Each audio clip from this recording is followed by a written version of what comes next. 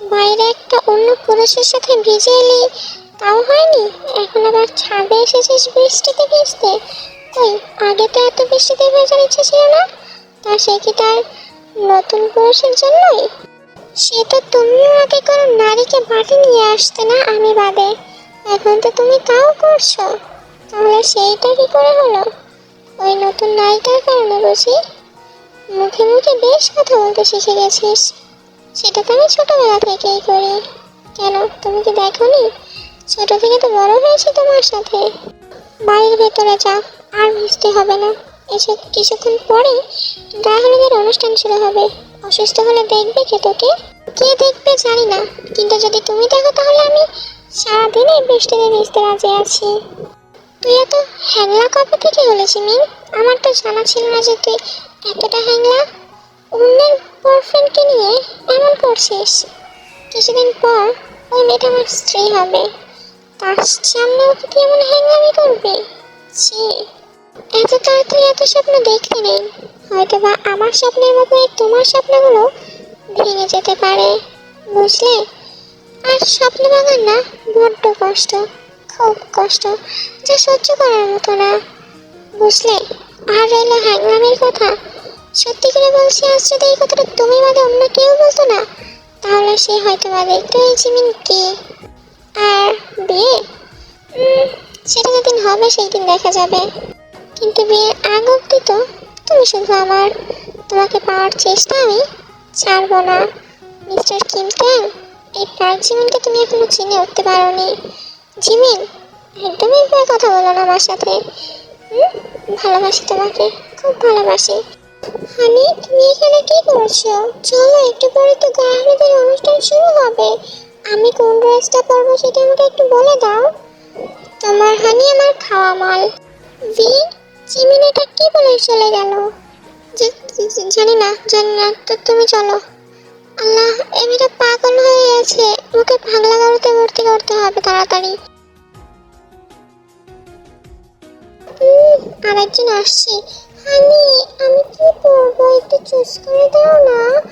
অসহ্যকর, মনে হয় না ছোট বাচ্চা, আমার জামা কাপড় চয়েস করে দিতে হবে। আরে, বললে তো তোকে পরিয়েও দিত, শুধু বললেই হতো। ঢং যত সব। উফ, ইচ্ছে করে খুন করে ফেলি। শয়তান, হারামি একটা।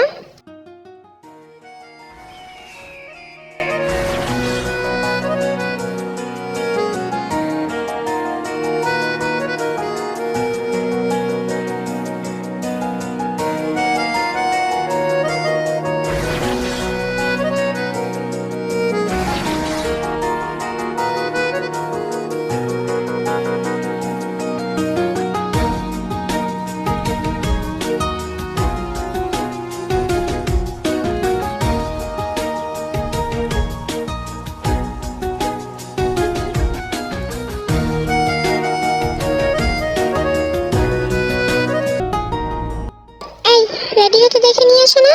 এখন যাও এখান থেকে। কেউ যদি এসে দেখে না তোমাকে এখানে, তাহলে বলবে কি এই ছেলেটার কোনো লজ্জা নেই। নির্লজ্জ একটা ছেলে এখনই বোর এখানে বসে আছে। হ্যাংলা বড় মানুষ, যাও এখান থেকে। আরে, সে নিয়ে তুমি টেনশন করো না।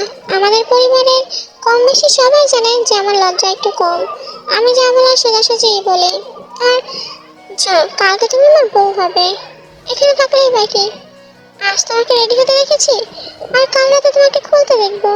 তো আল্লাহ, এই ছেলের মুখে কিচ্ছু আটকায় না। আসলে বুঝি না, তুমি যখন হয়েছিলে তখন মামিকে কিছু খাইনি নাকি? তুমি এত ঠোঁটকাটা কেন হয়েছো? দেখো, যা বললে একটু ভেবে চিন্তে বলো। এমন না হয় তোমার জন্য সবার সামনে আমার মান সম্মান যায়।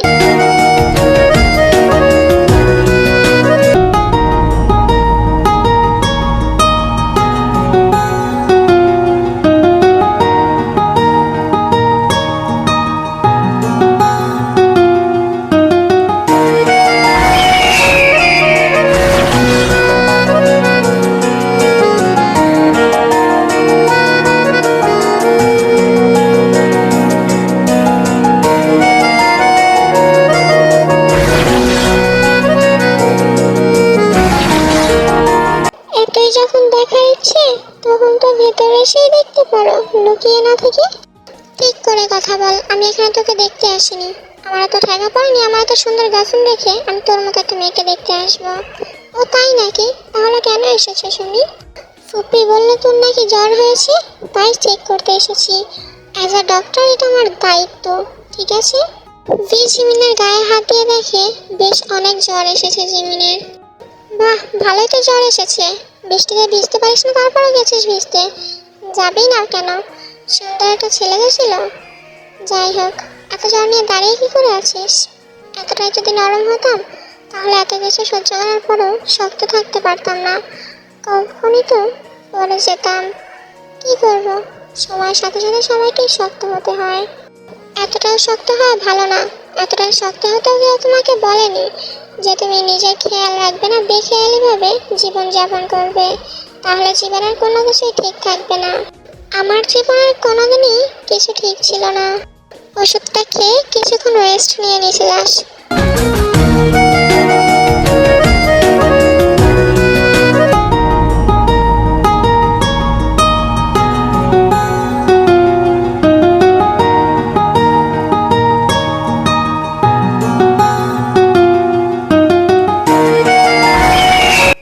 মাশাআল্লাহ, কে?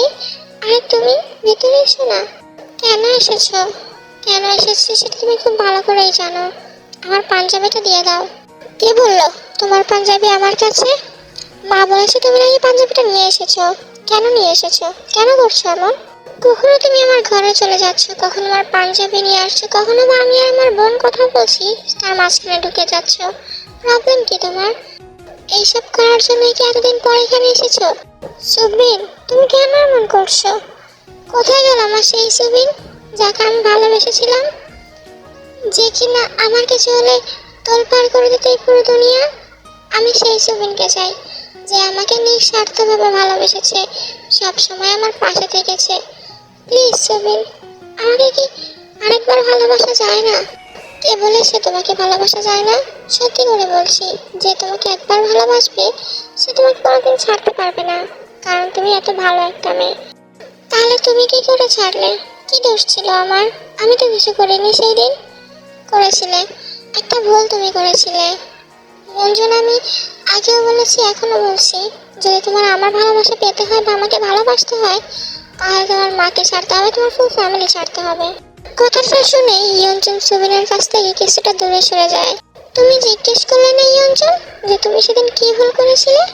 এই তো ঠিক এই ভুলটাই করেছিলে। যখন আমাকে তোমার প্রয়োজন ছিল তখন আমি তোমাকে পাইনি, কারণ তুমি আমার থেকে দূরে সরে গিয়েছিলে। এতে আমার কোনো আফসোস নেই, বিশ্বাস করো। কারণ সে তোমার মা, বাবা, তুমি তাদেরকে ছাড়তে পারবে না, কোনোদিন পারবে না। কিন্তু সেদিন আমার কি দোষ ছিল? তোমার মা আমাকে খুব কথা শুনিয়েছে, আমার গায়ে হাত তুলেছে, আমার মৃত বাপ মাকে নিয়েও কথা বলেছে। তাহলে সেই আমি কি করে পারি তোমাকে ভালোবাসতে? বলো, এটা কি সম্ভব? সেই দিন তোমার মা খুব টাকার গরম দেখিয়েছিল তার কত টাকা পয়সা, তার ছেলেরা কত প্রতিষ্ঠিত। ইয়ঞ্জন, আমার বাবা মা আমার জন্য এত কিছু রেখে গেছে যে আমি গ্রামে থেকে পায়ের ওপর পা তুলে খেতে পারবো, কিন্তু আমি চাই না। আমি চাই নিজের পায়ে দাঁড়াতে, কাজ করতে, সবাইকে ভালো রাখতে, সবাইকে খাওয়াতে চাই। ছোট মা ছোট বাবা সবাই আমাকে বলেছে যে তুই গ্রামে থাক, তোর কোনো কাজ করা লাগবে না, কিন্তু আমি তো শুনিনি। তোমার যদি আমার সাথে যেতে ইচ্ছে করে তাহলে বরং বলো, আমার সাথে ঢাকায় নিয়ে যাব। আমি যে ছোট্ট ঘরটাতে থাকি সেই ঘরেই তুমি থাকবে। আমি পারবো না তোমাকে রাজরানীর মতো করে রাখতে, আর আমি জানি তুমি সেটা কোনোদিনই পারবে না আমার সাথে হাত ধরে চলে আসতে। তাই আমি তোমাকে আর কিছু বলতে চাই না। পাঞ্জাবিটা দাও, আমি নিয়ে চলে যাচ্ছি।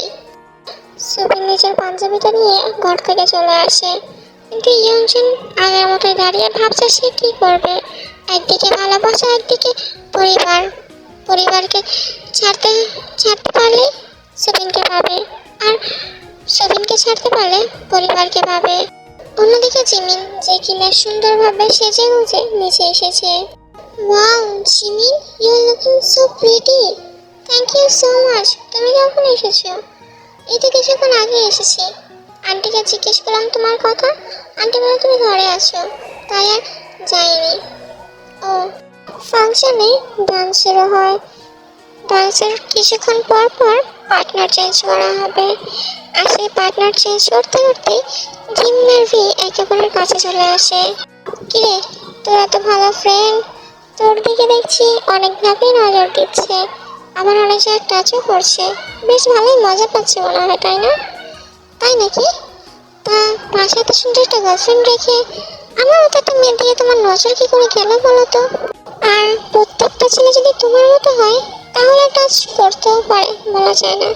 আমার মতো মানে কি, কোনোদিন খারাপ চোখে দেখিনি তোকে, সবসময় প্রোটেক্ট করেছি। আর তুই এখন এসব কথা বলছিস?